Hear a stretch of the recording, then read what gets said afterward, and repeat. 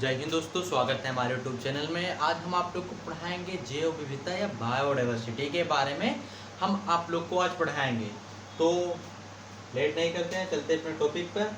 Biodiversity क्या होता है, या हिंदी में कहते हैं जैव विविधता क्या होता है। तो हम आप लोग को परिभाषा बता देंगे। बायोडाइवर्सिटी का परिभाषा, जैव विविधता का परिभाषा हिंदी में आप लोग को, इंग्लिश में, दोनों में बता देंगे। ठीक है, क्यों संरक्षण किया जाता है और जैव विविधता कौन से, ठीक है, भारत में कौन से राज्य में ज़्यादा होते हैं, कम होते हैं, क्या शर्त है कि जैव विविधता यहाँ पर ज़्यादा होगा या अधिक कम होगा। ठीक है, इसी के बारे में हम टॉपिक पे चलते हैं प्यारे बच्चों। ठीक है, तो साधारण बोलचाल की भाषा में अगर हम बात करें तो जैव विविधता क्या होता है। ठीक है, तो जैव विविधता कहते हैं जैसे किसी भी इकोसिस्टम या परितंत्र में सजीव प्राणियों का विविधता ही जैव विविधता कहलाता है। समझ में आया कि नहीं आया? चलो फिर से बता देते हैं। किसी भी इकोसिस्टम में या परितंत्र में सजीव प्राणियों का, जिसमें जीव पाया, सजीव किसे कहते हैं? जिसमें जीव पाया जाता है, विविधता ही क्या कहलाता है? जैव विविधता कहलाता है। ठीक है, यहाँ तक समझ में आया? जैव विविधता किसे कहते हैं? बायोडाइवर्सिटी। मान लीजिए जैसे एक सजीव है, मतलब एक सजीव जिसमें जीव पाया जाता है, उसकी मतलब जैसे पेड़ पौधे हो गए, मनुष्य हो गए और जंगली जानवर हो गए, तमाम प्रकार के जो जानवर होते हैं। विविधता मतलब क्या होता है? विविधता मतलब अन्य प्रकार, किसी और प्राणी की बात नहीं करते हैं, उसी को कहा जाता है जैव विविधता। समझ में आया कि नहीं आया? चलिए हम आप लोग को थोड़ा परिभाषा भी लिख के समझा देते हैं। ठीक है, क्या है? ठीक है, किसी भी परितंत्र में, ठीक है, क्या है? किसी भी परितंत्र में सजीव प्राणियों, कौन है? सजीव प्राणियों, ठीक है, क्या है? सजीव प्राणियों, ठीक है, सजीव प्राणियों में विविधता को क्या कहा जाता है? जैव विविधता कहा जाता है। अभी परिभाषा में बताते हैं, जैव विविधता कहा जाता है।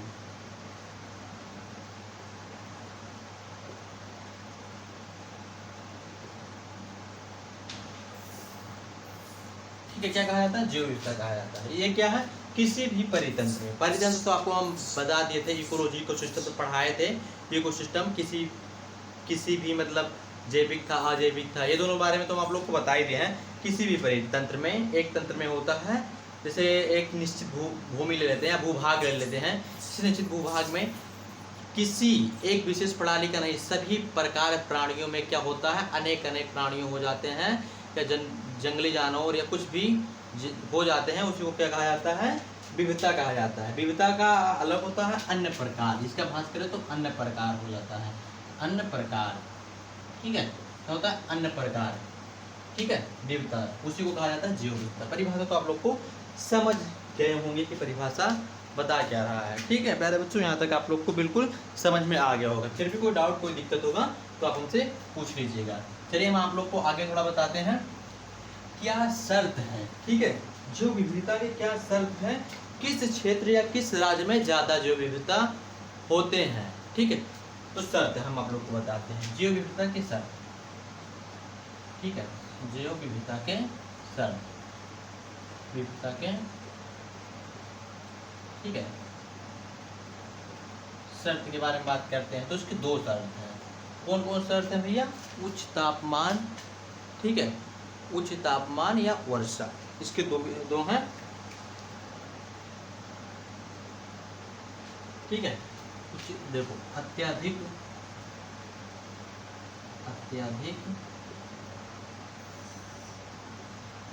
वर्षा, दूसरा क्या है? उच्च तापमान, उच्च तापमान। ठीक है, ये दो इसके प्रमुख शर्त हैं। किसी भी स्थान पे, राज्य में या देश में या किसी विदेश में जैव विविधता के दो प्रमुख शर्त हैं। जैव विविधता होगा कहाँ, किस जगह पे होगा? तो दो शर्त जहाँ पे पाए जाएंगे वहाँ पर जैव विविधता होगा, ये कन्फर्म है। या ठीक है, क्या होगा?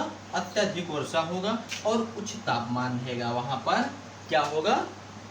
जैव विविधता पाए जाएंगे या होगा। अब भारत में कहाँ जैव विविधता होता है उसी के बारे में है हम आप लोग को बताते हैं। ठीक है, अब यहाँ बता दिया। चलो एक वो बनाते हैं, सर्कल बनाते हैं। ठीक है, ये सर्कल बन गया, ये है विषुवत रेखा। ठीक है, ये क्या है, 0 डिग्री विषुवत रेखा है। ठीक है, ये हो गया विषुवत रेखा। ये है कर्क रेखा। ठीक है, कर्क रेखा। ये है मकर रेखा, मकर रेखा। ठीक है, तो अब सूरज की लंबवत किरणें कहाँ पड़ती है ज़्यादा, कहाँ, इक्वेटर पर पड़ती है। कहाँ पर भैया, विषुवत रेखा पर पड़ती है। तो ये जो ये वाला लाइन है, विषुवत रेखा वाला लाइन है, ये लाइन है, एक लोग बनाए, ये लाइन जो है यहाँ पर जैव विविधता पाए जाएंगे। अब उच्च तापमान होगा, मान लीजिए उच्च तापमान होगा तो क्या होगा, वर्षा भी यहाँ पर अधिक होगी। वर्षा होगा तो पेड़ पौधे भी अधिक पाए जाएंगे। समझ में आ रहा है कि नहीं, अगर वर्षा होगा तो वहाँ पर पेड़ पौधे भी अधिक पाए जाएंगे और तमाम प्रकार के पाएंगे। जहाँ पर खूब तेज धूप होता है, अत्यधिक धूप होगा, वहाँ की तापमान कैसा रहेगा, वहाँ का जो जल है वो वाष्पीकरण होकर बादल बन जाएंगे। वाष्पीकरण होकर क्या बन जाएंगे, बादल बन जाएंगे। या मान लीजिए भाप बनकर जो पानी होते उड़ जाएंगे, बादल बन जाएंगे, तो वहाँ पर वर्षा भी होगा ज़्यादा। तो जो इक्वेटर वाला है स्थान, यहाँ पर क्या होंगे, इक्वेटर वाले स्थान पर क्या होंगे, वर्षा अधिक होगी, तो जैव विविधता भी यहाँ पर अधिक होगा साधारण में। ठीक है, तो भारत में किस किस राज्य में होते हैं। ठीक है, और जहाँ पे ये जैव विविधता ज़्यादा पाए जाते हैं तो हॉट स्पॉट कहा जाता है। क्या कहा जाता है भैया, हॉट स्पॉट कहा जाता है, हॉट स्पॉट कहा जाता है। ठीक है, इस वाले राज्य को हॉट स्पॉट कहा जाता है। यहाँ तक आप लोग को समझ में आ गया होगा। ठीक है, और भारत में कहाँ कहाँ ज़्यादा होते हैं वो जैव विविधता वाले केंद्र कौन से हैं, तो केरल में है एक शांत घाटी। ठीक है, साइलेंट वैली के नाम से जाना जाता है, वहाँ पर ज़्यादा होते हैं। चलिए हम आपको इंडिया का मैप बना के, थोड़ा एकदम एग्जैक्ट नहीं बनेगा लेकिन बनेगा, वो हम आप लोग को समझा देंगे। ठीक है, थोड़ा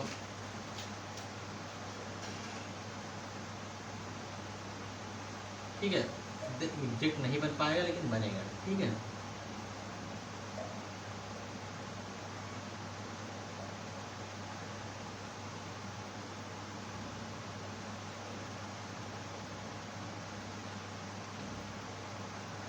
ठीक है, ये एग्जैक्ट एकदम नहीं बन पाया है लेकिन थोड़ा थोड़ा आप समझने के लिए बता रहे हैं। ठीक है, ये जो ये पार्ट है, ये पार्ट, ये पार्ट है, इसे कहा जाता है पश्चिमी घाटी। क्या कहा जाता है भैया, पश्चिमी घाटी। पश्चिमी घाटी के नाम से जाना जाता है। ये पश्चिमी घाटी के नाम जाना जाता है कहाँ से, गुजरात से लेकर कन्याकुमारी, गुजरात से लेकर कहाँ तक, कन्याकुमारी तक, कन्याकुमारी।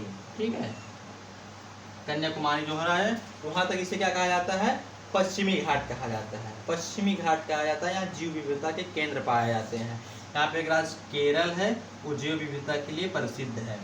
केरल, केरल में कहाँ, केरल का नाम लिखते हैं, केरल, केरल में कहाँ। ठीक है, केरल में है स्थित शांत घाटी, इसे कहा जाता है शांत घाटी, शांत घाटी, या इसे साइलेंट वैली भी कहा जाता है, साइलेंट वैली के नाम से भी जाना जाता है, जहाँ जैव विविधता केंद्र है। पश्चिमी घाटी पे वर्षा और तापमान अधिक होते हैं। ठीक है, उच्च तापमान भी होता है, वर्षा भी होता है, इसलिए यहाँ जैव विविधता के केंद्र पाए जाते हैं। शांत घाटी जो है, साइलेंट वैली है, जैव विविधता केंद्र के लिए प्रसिद्ध है। और जैव विविधता केंद्र कब मनाया जाता है, ये 23 मई को मनाया जाता है। ठीक है, ये याद रखिएगा। ठीक, कब मनाया जाता है, 23 मई को मनाया जाता है, 23 मई को मनाया जाता है, ये जैव विविधता दिवस मनाया जाता है। इसे साइलेंट वैली भी कहते हैं या शांत घाटी के नाम से जाना जाता है। यहाँ तक आप लोग को बिल्कुल समझ में आ गया होगा। चलिए हम और इसके आगे बताते हैं। जो ये विस्तार है, अक्षांशीय विस्तार है, अक्षांशीय विस्तार है 8 डिग्री 4 मिनट से लेकर, ठीक है, 8 डिग्री 4 मिनट से लेकर 37 डिग्री 6 मिनट तक ये अक्षांशीय विस्तार है। 8 डिग्री 4 मिनट से लेकर, ठीक है, ये अक्षांशीय विस्तार है। जो ये वाले पहाड़ हैं, ये वाले क्षेत्र है, ये वाले क्षेत्र, इसे कहा जाता है पूर्वी हिमालय। ठीक है, पूर्वी हिमालय के नाम से जाना जाता है, पूर्वी हिमालय। ठीक है, यहाँ पहाड़ी क्षेत्र है, ये पहाड़ी क्षेत्र है, तो यहाँ तापमान और अत्यधिक वर्षा होता है। क्यों होते हैं? पहाड़ी क्षेत्र है, बादल आपस में टकरा जाते हैं, बादल जाके वहाँ टकराते हैं, वहाँ पे वर्षा भी अधिक होता है। जब वहाँ से बादल जाते हैं टकराते हैं तो वहाँ पर अत्यधिक वर्षा होता है। क्या होता है भैया? अत्यधिक वर्षा वहीं पे हो जाता है, ये वाले क्षेत्र पे। ठीक है, ये इसे पूर्वी हिमालय के नाम से जाना जाता है। ये मिजोरम, मेघालय वगैरह जो ये भी राज्य है, यहाँ जैव विविधता के केंद्र यहाँ भी पाए जाते हैं। लेकिन अगर पूछेगा जैव विविधता के केंद्र कौन है, तो केरल का शांत घाटी या साइलेंट वैली के नाम से जाना जाता है, उसी को कहा जाता है जैव विविधता वाले केंद्र। ठीक है प्यारे बच्चों, यहाँ तक आप लोग को बिल्कुल समझ में आ गया होगा। फिर भी कोई डाउट, कोई दिक्कत होगा तो आप लोग हमसे कमेंट करके पूछ लीजिएगा। आप रेगुलर आप लोग को वीडियो मिलेगा जियोग्राफी के बारे में और इकोनॉमिक्स के बारे में, दोनों भी आप डेली आप लोग को वीडियो मिलेगा। ठीक है, ये आपके शर्त थे और जो ये केंद्र थे जहाँ पे ये पाया जाता है। कब मनाया जाता है भैया? 23 मई को ये मनाया जाता है। ठीक है, आप लोग को यहाँ तक समझ में आ गया होगा। ठीक है, अभी कोई डाउट, कोई दिक्कत हो तो हमसे आप पूछ लीजिएगा। अब चलते हैं कि जैव विविधता के संकट क्या है, कि अगर जैव विविधता खत्म कैसे हो, क्या संकट है। ठीक है, तो आप लोग को बताते हैं जैव विविधता के संकट। ठीक है, क्या बताएंगे भैया? जैव विविधता के संकट, विविधता के संकट। ठीक है, जैव विविधता के संकट क्या है, एक एक पॉइंट आप लोग को हम बताते चलते हैं, आप लोग नोट करते चलिएगा। ठीक है, जैव विविधता के संकट। ठीक है, पहला है प्राकृतिक आवास को नष्ट होना, प्राकृतिक आवास नष्ट होना, नष्ट होना। ठीक है, प्राकृतिक आवास नष्ट क्या होना? जैव विविधता मान लीजिए जनसंख्या तीव्र गति से बढ़ रही है, जिस दर से बढ़ रही है उस हिसाब से उसे रहने के लिए घर भी चाहिए, मकान भी चाहिए। घर मकान एक ही होता है, सॉरी, मतलब अनेक सुविधाएं भी चाहिए, ग्राउंड भी चाहिए खेलने के लिए, और स्कूल होना चाहिए, कॉलेज होना चाहिए। तो क्या होगा? जनसंख्या कितनी तीव्र गति से बढ़ेगी, जंगलों का हनन होगा, कटाई होगी, तो क्या होंगे?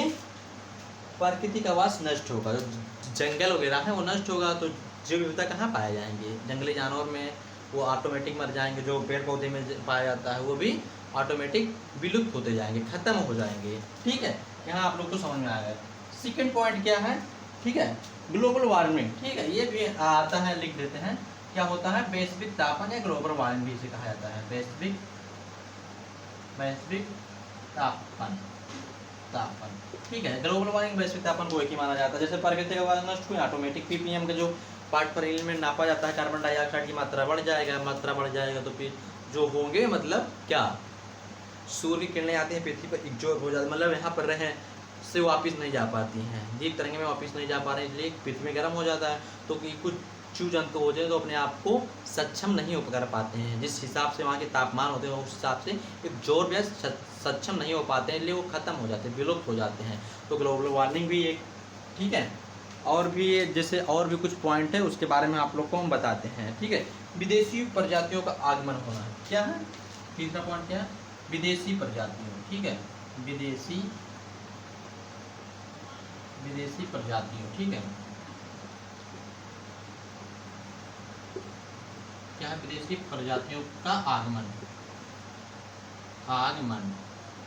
ठीक है, विदेशी प्रजातियों का आगमन क्या होता है? कोई विदेशी प्रजातियां होती है जो आकर किसी क्षेत्र में अपना राज करने लगती है। जैसे मान लीजिए कोई पहले इंग्लैंड था हमारे भारत पे राज कर रहा था, पहले 1-2 लोग आए थे, फिर ऐसे बहुत हो गए थे, तो विदेशी प्रजातियां आएंगी जो और भी प्रजातियों को खत्म कर सकती हैं। ठीक है, तो विदेशी प्रजातियों का आगमन भी जैव विविधता के संकट उत्पन्न हो सकता है। बिल्कुल आप लोग को समझ में आ रहा होगा, जो पढ़ा रहे हैं बिल्कुल समझ में आ रहा होगा।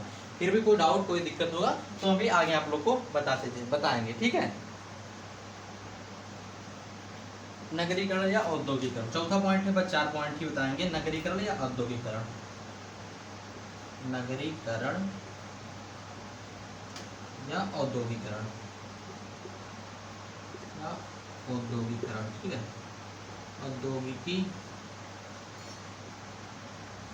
ठीक है। औद्योगिकरण, नगरीकरण या औद्योगिकरण क्या होता है प्यारे बच्चों? नगरीकरण या औद्योगिकरण क्या होता है? मान लीजिए, यही तो आप लोग को बता दें, प्राकृतिक आवास से नष्ट होना। नगरीकरण होगा मतलब लोग शहर में रहना पसंद करते हैं, तो वहाँ के आसपास जो जंगल होंगे उनकी कटाई होगी, वहाँ आवास बनेंगे, वहाँ मनुष्य रहेंगे, तो जंगलों का ऑटोमेटिक हनन होने लगेगा। क्या हो? हनन होने लगेगा। तो ये भी प्रमुख कारण है। या औद्योगिकरण, बड़े बड़े फैक्ट्रियाँ लगाई जाती हैं, तो कहाँ पर? जमीन तो चाहिए ना। उत्पादन के साधन क्या है? भूमि, पूंजी, ठीक है, श्रम, ये 3 कारण है। तो भूमि आवश्यक है, भूमि आवश्यक है, इसलिए इसे जरूर होना चाहिए। ठीक है, औद्योगिकरण के अंतर्गत ये आता है। ठीक है, यहाँ तक आप लोग को यहाँ बता दिए हैं। फिर भी और 2-3 पॉइंट है जो आप लोग को हम बताते हैं, अगले पॉइंट में चल के बताते हैं। ठीक है, यहाँ पर औद्योगिकरण के कुछ प्रमुख कारण थे, ये आपके प्रमुख कारण हैं। ठीक है, और हम आप लोग को बताते हैं जैव विविधता के संरक्षण क्यों जरूरी है। जैव विविधता के संरक्षण के बारे में दो पॉइंट है, तो आप लोग को बता देते हैं। ठीक है, जैव विविधता के संरक्षण। ठीक है, जैव विविधता के संरक्षण। ठीक है, जैव विविधता। भैया बता दीजिए, रोटी बनेगा? आते हैं भाई दिन। जैव विविधता के संरक्षण। ठीक है, संरक्षण के बारे में आप लोग को बता, संरक्षण के बारे में दो पॉइंट है। ठीक है, संरक्षण क्यों जरूरी है? क्यों जरूरी? जैव विविधता के संरक्षण क्यों जरूरी है? ठीक है, जैव विविधता के संरक्षण के कारण में एक होता है, ठीक है, स्व पर, ये मिटा देते हैं थोड़ा, इसमें दिक्कत होगी। 23 मई इधर लिख देते हैं, 23 मई को, 23 मई। ठीक है, 23 मई। ठीक है, जैव विविधता के संरक्षण एक होता है स्व, थोड़ा 1 मिनट, स्वस्थान पद्धति है। ठीक है, स्वस्थान पद्धति, स्वस्थान पद्धति, पॉइंट 1, पॉइंट 2। ठीक है, बाहर, ठीक है, स्वस्थान पद्धति, स्थान पद्धति, स्थान पद्धति। स्वस्थान पद्धति क्या होता है, इसके बारे में, ये पॉइंट के बारे में यहाँ बताते हैं। ठीक है, मान लीजिए एक पेड़ है, एग्जैक्ट नहीं बनेगा मुझसे, ये पेड़ है। ठीक है, ये पेड़ है, मान लीजिए एक पेड़ है, पेड़ लिख देते हैं भाई, आप लोग को समझ में आएगा। ये पेड़ है, मान लीजिए एक पेड़ है। अब इसके संरक्षण करना हो तो यहाँ पे आसपास ऐसे संरक्षण, जो एक विशेष जीव, मतलब एक पेड़ का ही अध्ययन करना हो, इसके संरक्षण करना हो, तो उसे क्या कहा जाता है? स्वस्थान पद्धति कहा जाता है। स्वस्थान पद्धति कहा जाता है। ठीक है, विशेष जीव का, मान लीजिए जंगल है, ये पेड़ है, इसका संरक्षण करना है, तो एक इस पेड़ को अलग ले जाना, जैसे काट दिए पेड़ को, दूसरी जगह पे लगा देना, वो क्या कहलाता है? स्थान पद्धति। ये पेड़ मान लीजिए काट जैसे पेड़ स्थान करके हस्तांतरण करके दूसरी जगह पे लगा देना, वो क्या कहलाता है? ठीक है, स्थान पद्धति। ठीक है, पद्धति, स्थान पद्धति कहलाता है।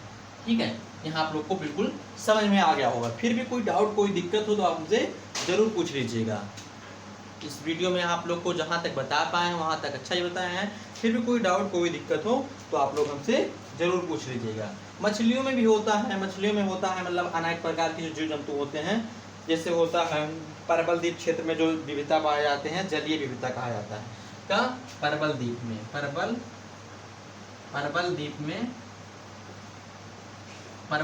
जो विविधता पाई जाती है,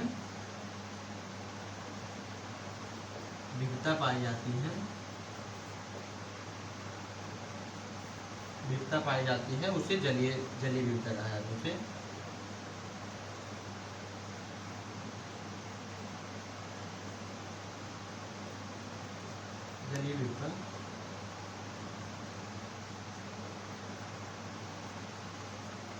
उसे जलीय विविधता कहा जाता है। जो परबल द्वीप में पाया जाता है उसे जलीय विविधता कहा जाता है। ठीक है, और ये लो आपको बिल्कुल समझ में आ गया होगा। फिर भी कोई डाउट, कोई दिक्कत हो आप तो हमसे पूछ सकते हैं, बिल्कुल आसान परिभाषा में पूछ सकते हैं। ठीक है, कमेंट करके भी पूछ सकते हैं। आप लोग के लिए इतना मेहनत करते हैं तो आपका भी कर्तव्य बनता है एक लाइक करें ना, कमेंट करें, जरूर पूछें और सब्सक्राइब कर लीजिएगा। ठीक है, एक ऐसा संस्था है जो ये जांच करता है। ठीक है, उसका नाम क्या है? ठीक है, उसका नाम क्या है? IC। ठीक है, IUCN, ठीक है, IUCN जो इस संस्था को जांच करता है, ठीक है।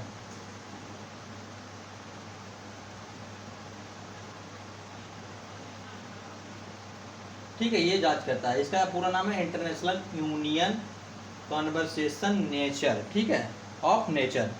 इसका पूरा नाम है इंटरनेशनल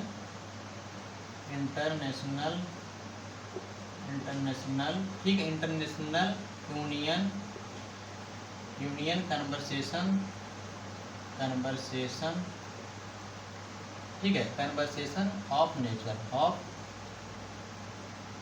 ऑफ नेचर, जो विविधता के बारे में पता लगाता है। क्या भैया? पता लगाता है। तो आप लोग को कैसे लगा वीडियो, आप लोग कमेंट करके जरूर बताइएगा।